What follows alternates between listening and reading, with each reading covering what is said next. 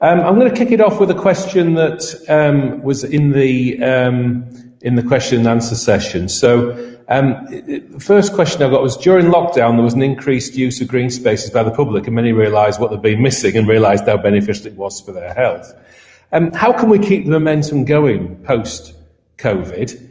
And I suppose I would say, and how do we overcome some of the barriers to people who perhaps didn't do that in the first place? So there's a two-handed question there. But, clearly, people were using it. So any thoughts on that one?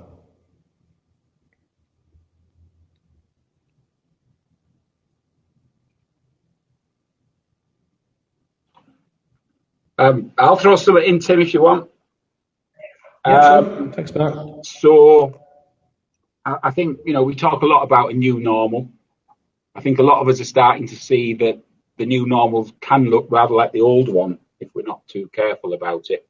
And I think we do need to seize some of the opportunities that have come through the tragedy of COVID, and how we start to build those more into our daily lives. So certainly amongst schools, for example, about how we encourage more outdoor learning.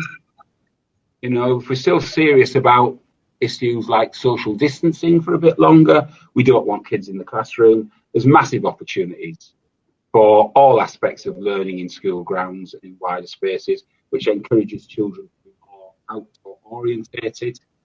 I see the government has recently announced a fund to increase the amount of outdoor learning. It's hopelessly too small. And we need to be working with government, with providers, with the likes of Ofsted, to actually look at these greater opportunities for children being outdoor more as part of their learning. Brilliant. Would anybody like to add to what Mark had put forward there? I have a sort of second question. I think it really plays into a barrier, and it's one that I'm also aware of, is that I'm seeing it more from a nature point of view than a people point of view. But I think the comment that was made about cultural fear of dogs, actually dogs are causing all sorts of problems in the countryside and the urban environment, but for nature and also for people. So I think it'd be useful if we could have a discussion really about that, because it's an issue that keeps coming back. I've been asked in a masterclass very recently to actually put in a very specific dog walking area where you can have some certainty the rest of it's not going to have dogs all over it. But I'm kind of keen to hear that. So have anybody got any insights they'd like to perhaps share on that one? And say I can speak from my experience that I'm literally drawing in a dog area into a 4,000 home master plan. But is there any other thoughts on that? Because I think it's a really important one. Yes, Shahda. Yeah, I think perhaps it's time for a new kind of version of the countryside code, because I think this, we talk about barriers and lack of understanding, and thank you, Mya-Rose, for a fantastic presentation and highlighting some key kind of areas of concern. But I would echo, in kind of further to kind of minority communities, it's kind of for wider communities as well. Because I know when I go out walking, you pick up a sense of this snobbery between kind of established walkers and, people and communities that they refer to as townies, who might not be wearing appropriate footwear or appropriate clothing, and might not know all the things about making sure you should close the gates. And I think the issue of dogs is a key one, not only, as I said, for minority communities and communities of faith, but just people kind of picking up dog poo, etc., what to do with it. I'm always alarmed, as somebody who's relatively new to, after being brought up in inner city Birmingham. I've lived here in the northeast for some considerable time, and absolutely love the fact that nature is literally on our doorstep in so many different forms. You'll see a painting of Rosemary Topping behind me, which is one of my favourite places in the world. I'm always disheartened when I go out and I see so much rubbish. Literally every step, you could pick up a black bag full of rubbish. So I think perhaps a much more sustained, accessible country code being kind of communicated more widely would really, really help in this instant. That's great. That's a really interesting comment. So it's like the Countryside Code version 2.0 that's kind of a bit, I mean, the history of the Countryside Code, as you know, was very much around really keeping people off where they shouldn't be. And there you are. It's still almost a pervasive view now, isn't it? You know, so perhaps a kinder Countryside Code would be a bit more important. Anybody else want to add on to that comment there? I think that's a sound point that Shahda's raised there, Tim, about the country code. And for those of us that have worked in nature conservation, the whole issue of dogs being allowed to roam freely where there are nesting birds or wading birds on the shore, for example, needs to be a part of that. And I know there are campaigns. There's one in Northumberland I saw at the weekend that's very much sort of educating dog owners around you can't just let your dogs run free just because there's no livestock in a field because of the disturbance it causes. So yes, I think the Shahda's suggestion is absolutely spot on. That's really useful. I'll come in with a comment as well, Tim. Yeah. I think I wanted to think about it just not in terms of a kind of countryside issue, but it's kind of like a broader environment issue as well, isn't it? It's not just about being in the country. It's about how all of our streets and towns and all of our space is and how people think about that. But I also think it's not just an individual issue because, actually if people live in rundown accommodation in estates where they're living in poverty and so on, actually it doesn't help people to think proudly about their local area and look after the kind of the place that they're living in. So I think we need to think about the wider links to kind of poverty and what our built environment is like and how we help people to feel positively about it as well, as opposed to just thinking that people aren't doing the things that we want them to. I probably haven't described that very well, but I think we need to also think about actually how the places that people live in and how people feel about them and how we can improve that for people as well. Absolutely, and it's striving for that, what I call a deep retrofit of our existing places, isn't it, to support, well-being and health and so people feel like it's theirs as well, because I think often we've inherited stuff that isn't necessarily resonating with how we live now, or indeed the wide diversity of cultures that we have in the country.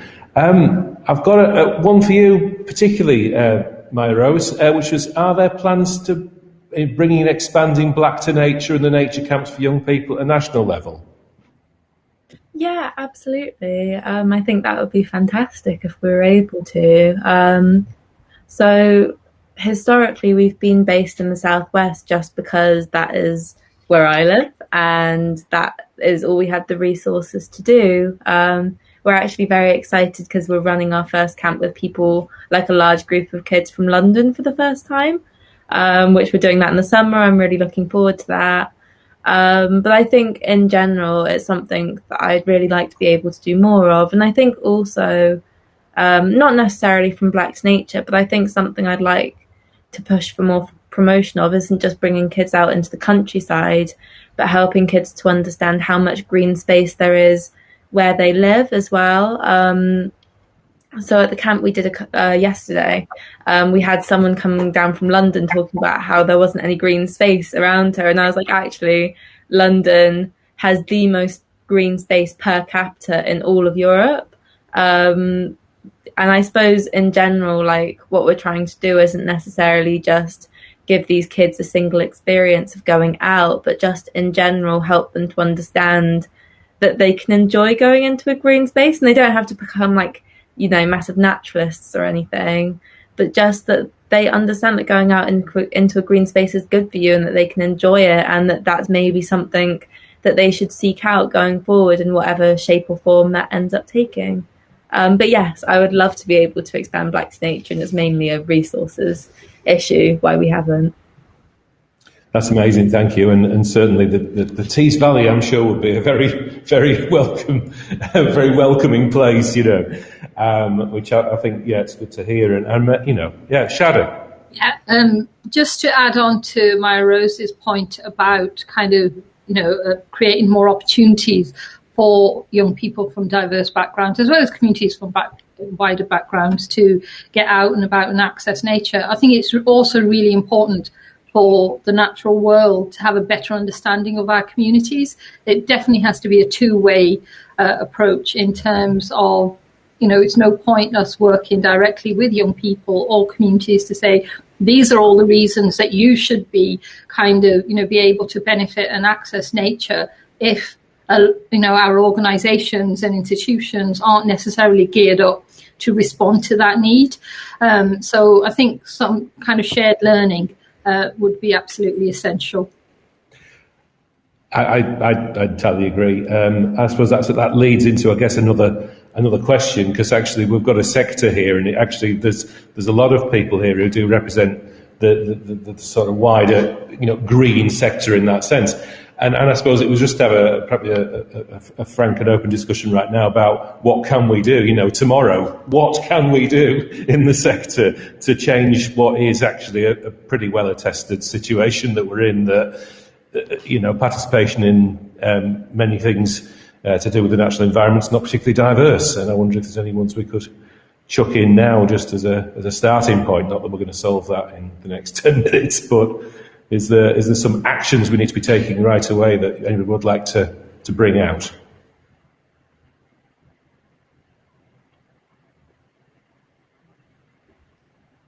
Yeah, Shahda? I think maybe perhaps our starting point is about mapping or kind of acknowledging where we are at.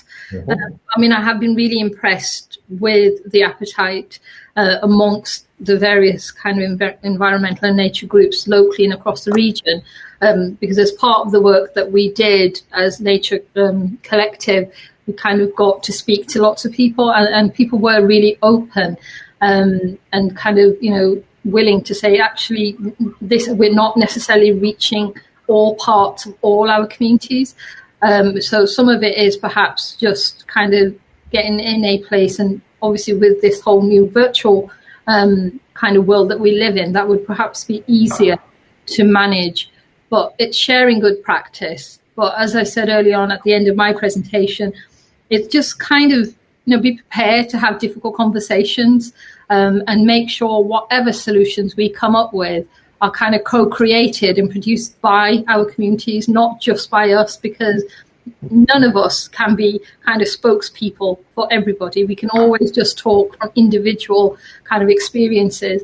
And something else that I've picked up recently, working with other colleagues nationally, is we always talked about those with lived experiences. Perhaps we now need to move towards referring to that as people with living experiences, because these are evolving. At the beginning of the pandemic, 2 years ago, 3 years ago, our lived experience would be rather different to our experience today. And it's always just kind of about being open to learning and kind of critical, I suppose, friends, and just kind of listening and seeing. And sometimes it's acknowledging that you just have to make that first step and kind of reach out to somebody. And I think, especially for us here in Tees Valley, we had such phenomenal partnership working arrangements. As a relatively small region, I think we're all kind of really privileged to be in a position where we can pick up the phone and speak to somebody, whether it's within a local authority or a cultural organisation or housing provider, and kind of ask the question, what are you doing? What's worked? What hasn't? Sorry, I'm at risk of waffling. No, yeah. No, it's good to hear that's the experience as well. Okay, there's been a few more questions that have been thrown in. So I think there's one from Glyn earlier on about time as a barrier. Yes, absolutely. Can I quickly pick up on that one? Just put in and pick up on it. I think it's an interesting question from Glyn, and I think that slide I showed that had some comments from social media from women. Emphasise that, because there were a lot of issues in there around safety, but one of them was over time and a sense of time. One of the answers, I think, is what we've talked about how accessible open space is, so that it's there and it's not somewhere you have to go to, And I think that's something that we've all agreed we need more of. The second one, I think, from our point of view, is how do we build physical activity into daily life rather than seeing it as something that has to be done separately, which has got a massive, particularly in urban areas, a massive urban design element to it about how we create space, where people live, the use of footpaths and cycleways, where we put all sorts of things which get into the wonderful world of planning. And I think the third one is, and one of the things that we're keen to do through the programme and through the processes of insight and co-design that we're using, is to actually get to the bottom of some of that, because time in itself can be a proxy for a whole range of other reasons why people can't spend time in, say, natural spaces, exercising or just enjoying them. And they're those wider socioeconomic things that we've all talked about, and time's kind of the proxy for it. And we need to get down below that. Yeah. No, I think I'd certainly echo that. And I think the other thing is that I think as a nation, say, we actually spend more time working than many others do. So actually having time for anything, whether it's, social stuff or whether it's environmental stuff or whatever, it's actually, we are under a time pressure, which is the other push the other way, isn't it? So there's a perception, and then the actual reality is that perhaps we need to think about how we structure our week a bit more to kind of not feel bad about not doing, what's seen as been, productive stuff, but actually just enjoying things for what they are and where they are, which is absolutely another issue in its own right. I've got a question here from Graham Hall, which says, how much social prescribing is self-led and how much needs an organised resource to facilitate it? So that's one for you, I guess, Emma. Sounds like it, doesn't it? Yeah. I think our experience of targeting, of wanting to target those who are most in need and who have the poorest health and the poorest well-being, is that for those people, it needs to be, people need support to engage with it. People need, although I guess the principle of social prescribing is that we help people to access mainstream activities and voluntary sector activities. In reality, most of the people that we meet aren't in a place to do that in the first instance. So they need help around their life issues before they're able to do it. So it is for those individuals that we're targeting across Teesside, really. It's those people in most difficult circumstances who need that help and support. But it doesn't have to be like that. It's not like that for everyone. For some people, it can be that actually they just don't know and they just need a piece of information about where to go for help, and they're perfectly capable of then sourcing that help themselves. But we have targeted those with the most complex issues, who are the poorest, for the piece of work that we're doing. Right, that's fantastic answer, and I think it just goes back to the wider theme that I'm picking up from this discussion, which is there really is a listening phase here, isn't there? There is something about deeply understanding people's needs and their relationship to the stuff around them and each other, and how all that works together as a bigger system. And I think that subject-object relationship we think we have with the environment, actually, if that environment isn't nourishing us in some ways, we're missing the point. So I think we've got chance now. We've got maybe a couple of minutes, because I know that we need to stay on target. Is that I'm going to open the floor up for anybody to kind of give me 30-second sound burst of what you want to get off your chest right now before we all disappear off and have a break. So I'll start. Anybody, dive in. Nobody should feel intimidated.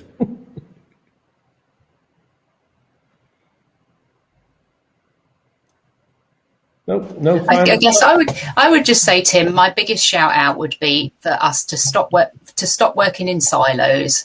I think there's such a gap between health and social care provision and wider environmental activity and all of the majority of people who attended this conference. And I think for me, that's really about how can we bring these sectors together for a more joint approach to supporting people and to developing our communities and living healthier lives, because we can't do it. None of us can do that in isolation. So it'd be about doing more of that would make a massive difference, I think.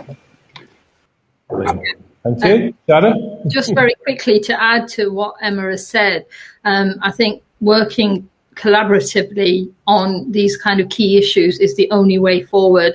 I was speaking to one of our local housing providers, probably one of the largest in the region, a couple of weeks ago, about their kind of almost response to COVID, and how they will be working with their customers, their partners and wider stakeholders. And they've developed a kind of community resilience strategy. And as she was going through it, I kind of picked up there wasn't much in terms of reference to nature and the environment. I mean, yes, there was lots in terms of kind of making sure that the physical environment that people are living in kind of green spaces immediately, but it hadn't gone into further detail.